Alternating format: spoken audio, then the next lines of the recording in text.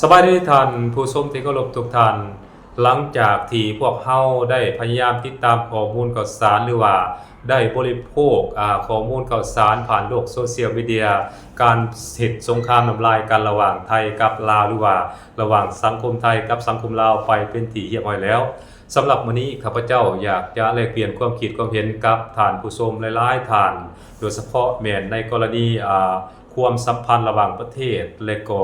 การดึงเอาเหตุการณ์ต่างๆนั้นมาอธิบายมาขยายความแล้วก็พยายามมโนหรือว่าจินตนาการไปเองของอีกฝ่ายหนึ่งว่าฝ่ายนั้นฝ่ายนี้ยืนอยู่ข้างของตนเองและก็ถีบหัวส่งอีกฝ่ายหนึ่งอันนั้นข้าพเจ้าอยากแลกเปลี่ยนความคิดความเห็นกับท่านผู้ชมหลายๆท่านให้ได้รับชมรับฟังนำกันในวิดีโอนี้โดยเฉพาะในช่วงหลังๆมานี้ข้าพเจ้าสังเกตเห็นว่าหรือว่าข้าพเจ้ารู้สึกว่าประเทศไทยหรือว่าสังคมไทยในเวลานี้พยายามดึงเอาประเทศลาวของพวกเขานี้เข้าไปมีส่วนร่วมในความขัดแย้งระหว่างประเทศหลายขึ้นแล้วก็พยายามดึงเอาประเทศลาวของพวกเขานี้เข้าไปมีส่วนร่วมในความขัดแย้งการเมืองภายในประเทศของประเทศไทยนั้นหลายขึ้นท่านผู้ชมอันนั้นข้าพเจ้ารู้สึกได้คือในนั้นสำหรับท่านผู้ชมได้รู้สึกแบบเดียวกับข้าพเจ้ารู้สึกหรือบ่เฮาลองมาแลกเปลี่ยนความคิดความเห็นนำกันในจุดนี้หรือว่าในประเด็นนี้ท่านผู้ชมสำหรับในกรณีความขัดแย้งระหว่างประเทศและก็บรรดานักสร้างคอนเทนต์บรรดายูทูบเบอร์หรือว่าพวกครีเอเตอร์ทั้งหลายของไทยนั้นได้พยายามดึงเอาประเทศลาวของพวกเฮาเข้าไปมีส่วนร่วมในความขัดแย้งระหว่างความขัดแย้งไทยกับประเทศเพื่อนบ้านของไทยนั้นโดยเฉพาะแม่นระหว่างไทยกับกัมพูชานั้นข้าพเจ้าก็ปรากฏเห็นหลายหัวข้อด้วยกันท่านผู้ชมโดยเฉพาะไทยนั้นก็มักจะออกมาเคลื่อนไหวและก็จินตนาการไปเองว่าประเทศลาวของพวกเขานั้นยืนอยู่ข้างไทยยืนอยู่ฝั่งไทยไปเป็นที่เรียบร้อยแล้วและในขณะเดียวกันไทยเองหรือว่าพวกบรรดานักเลงคีย์บอร์ดของไทยเองก็ได้พยายามออกมาตีไข่ใส่ฟองตีแผ่ข่าวว่าลาวนั่นได้ถีบหัวส่งกัมพูชาไปเป็นที่เรียบร้อยแล้วลาวนั่นบ่ให้ค่าบ่ให้ความสำคัญประเทศกัมพูชาไปเป็นที่เรียบร้อยแล้วอันนั้นพวกเขามักจะปรากฏเห็นหัวข้อข่าวหรือว่าประเด็นในลักษณะแบบนี้ปรากฏออกมาจากพวกบรรดายูทูบเบอร์พวกนักสร้างคอนเทนต์ทั้งหลายของไทยมาโดยตลอดผ่านโลกโซเชียลมีเดียของพวกเขาท่านผู้ชมและในช่วงหลังๆมานี้พวกเขาก็จะสังเกตเห็นว่าบ่ว่าจะเป็นฝ่ายต่างๆของทางการไทยนั้นก็ได้พยายามเดินทางเข้ามาเยี่ยมยามและเฮ็ดเวียกสัมพันธ์ไมตรีกับทางการลาวของพวกเขานี้มาโดยตลอดนับตั้งแต่ขั้นท้องถิ่นจนไปหาขั้นรัฐบาลบ่ว่าจะเป็นฝ่ายด้านความมั่นคงฝ่ายการเมืองเป็นต้นข้าพเจ้าเห็นในระยะหลังๆมานี้ประเทศลาวของพวกเขานั้นหับแขกไทยเกือบว่าหัวคันไดเฮือนบ่แห้งท่านผู้ชมและข้าพเจ้าสังเกตได้เพียงอย่างเดียวนั่นก็คือเขาต้องการดึงเอาประเทศลาวของพวกเขานี้เข้าไปอยู่ฝั่งของพวกเขาแล้วก็พยายามให้ประเทศลาวของพวกเขานั้นเหินห่างจากบรรดาประเทศเพื่อนบ้านอื่นๆโดยเฉพาะแม้ประเทศกัมพูชาเป็นต้นอันนั้นคือสิ่งที่ข้าพเจ้าคาดการเอาไว้และมันก็น่าจะเป็นความจริงแบบสั้นเพราะในช่วงเกิดสงครามนั้นก็มีบรรดานักยูทูบเบอร์พวกนักสร้างคอนเทนต์พวกครีเอเตอร์ของไทยทั้งหลายนั้นก็ได้พยายามออกมาโฆษณาส่วนเสือออกมาตีไข่ใส่ฟองว่าประเทศลาวและก็ประชาชนลาวเกือบว่าทั้งหมดนั่นแหละยืนอยู่ข้างไทยแล้วก็เห็นดีเห็นงามกับการกระทำของไทยอันนั้นคือเกี่ยวกับกรณีความขัดแย้งทางด้านการเมืองสิ่งที่พวกเขาเจ้าตีไข่ใส่ฟองสิ่งที่พวกเขาเจ้ากล่าวอ้างออกมาทั้งหมดนั้นก็เพื่อสร้างความเข้าใจผิดระหว่างลาวกับกัมพูชาโดยเฉพาะแม่นสร้างความเข้าใจผิดระหว่างประชาชนทั้งสองชาติลาวกัมพูชานั่นเองท่านผู้ชมหลังจากเกิดความเข้าใจผิดว่าลาวยืนอยู่ข้างไทยเป็นที่เรียบร้อยแล้วมันก็จะเกิดประเด็นดราม่าระหว่างสังคมลาวกับสังคมกัมพูชาอย่างหลีกเลี่ยงบ่ได้ท่านผู้ชมมันจะเกิดสงครามน้ำลายตามมาเพราะว่ากัมพูชาเองก็น่าจะบ่พอใจประชาชนกัมพูชาเองก็น่าจะบ่พอใจที่ลาวนั้นยืนทางข้างหรือว่าเข้าข้างฝั่งไทยไปเป็นที่เรียบร้อยแล้วอันนั้นมันจะตามมาอย่างแน่นอนถ้าว่าพวกเขานั้นได้แสดงตัวออกมาว่ายืนอยู่อีกฝั่งหนึ่งนั้นแน่นอนมันก็จะได้รับผลกระทบหรือว่าได้รับแรงกดดันจากอีกฝั่งหนึ่งอย่างหลีกเลี่ยงบ่ได้ทั้งนี้ทั้งนั้นมันก็เกิดมาจากการที่พวกบรรดายูทูบเบอร์พวกนักสร้างคอนเทนต์ของไทยทั้งหลายนั้นเขาเจ้าเหล่านั้นได้พยายามเฮ็ดเวียกร่วมกันประสานงานกัน แบบเครือข่ายอย่างเป็นระบบครบสุดจากช่องนี้ผ่านไปช่องนั้นจากยูทูบเบอร์คนนี้ก็ตีแผ่ไปยังยูทูบเบอร์คนนั้นแล้วก็ได้มีการขยายความไปในประเด็นเดียวกันนั้นเพราะฉะนั้นมันก็เกิดความเข้าใจผิดในสังคมระหว่างสังคมกัมพูชีและก็สังคมลาวได้เช่นเดียวกันท่านผู้ชมในระยะผ่านมานั้นก็ปรากฏเห็นว่าได้มีการถกเถียงกันเล็กๆน้อยๆระหว่างสังคมลาวกับสังคมกัมพูชีท่านผู้ชมอันนั้นคือการที่บรรดายูทูบเบอร์และก็นักสร้างคอนเทนต์ของไทยทั้งหลายนั้นได้พยายามตีไข่ใส่ฟองและก็ได้พยายาม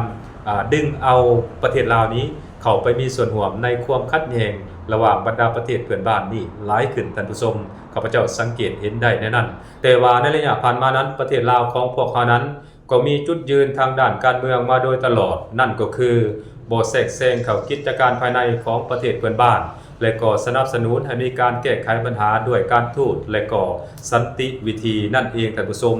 และสิ่งนี้ก็เป็นนโยบายหรือว่าเป็นแนวทางนโยบายที่พรรคก็คือรัฐบาลของพวกเขานั้นได้ยึดถือมาโดยตลอดท่านผู้ชมเพราะฉะนั้นบ่มีวันที่ประเทศลาวของพวกเขานั้นจะเข้าข้างอีกฝ่ายใดฝ่ายหนึ่งบ่ว่าจะเป็นฝั่งไทยหรือว่าฝั่งกัมพูชีประเทศลาวของพวกเขาจะบ่ปฏิบัติแบบนั้นอย่างเด็ดขาดท่านผู้ชม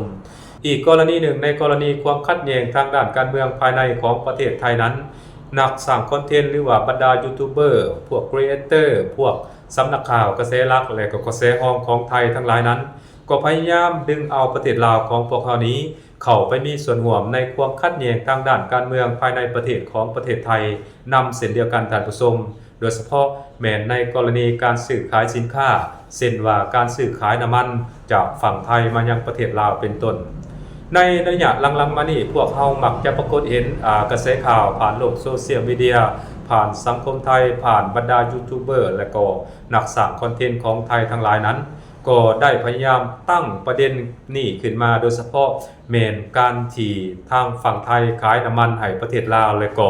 ผู้บริโภคน้ำมันภายในของประเทศลาวพวกเขานั้นได้บริโภคน้ำมันที่มีราคาถูกกว่าประเทศไทยอันนี้ข้าพเจ้าก็บ่ได้สำรวจข้อมูลว่ามันถูกแท้หรือบ่ท่านผู้ชมหรือว่าพยายามปั้นข่าวกันอันนี้ข้าพเจ้าเองก็บ่ฮู้เนาะอันนี้ก็ฝากไว้ให้ท่านผู้ชมหลายๆคนพยายามสอบหาข้อมูลข่าวสารให้มันละเอียดครบถ้วนแล้วก็เฮามาแลกเปลี่ยนความคิดความเห็นนำกันผ่านวิดีโอนี้ก็ได้ท่านผู้ชมแต่สำหรับในนามส่วนตัวของข้าพเจ้าแล้วการที่ทางการลาวหรือว่าทางผู้บริโภคภายในประเทศลาวของพวกเขานั้นได้บริโภคน้ำมันที่มีราคาถูกกว่าประเทศไทยอันนี้มันก็มีสิทธิ์เป็นไปได้เช่นเดียวกันท่านผู้ชมเพราะอย่าลืมว่าปัจจุบันนี้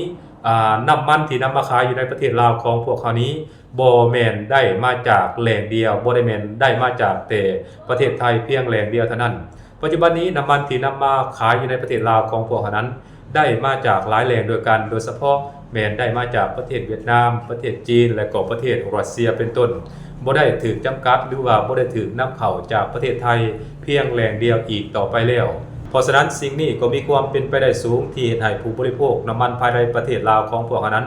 สามารถบริโภคน้ำมันที่มีราคาถูกกว่าน้ำมันอยู่ในประเทศไทยก็เป็นไปได้ท่านผู้ชมอันนี้ข้าพเจ้าก็บ่คอนเฟิร์มแต่ว่ามันก็มีความเป็นไปได้สูงที่จะมีความเป็นไปได้ในลักษณะแบบนี้อันที่2มาแม่นอยู่ในอดีตที่ผ่านมานั้นประเทศลาวของพวกเขาบริโภคน้ำมันที่มีราคาแพงกว่าน้ำมันอยู่ในประเทศไทยเหตุผลก็สืบเนื่องมาจากว่า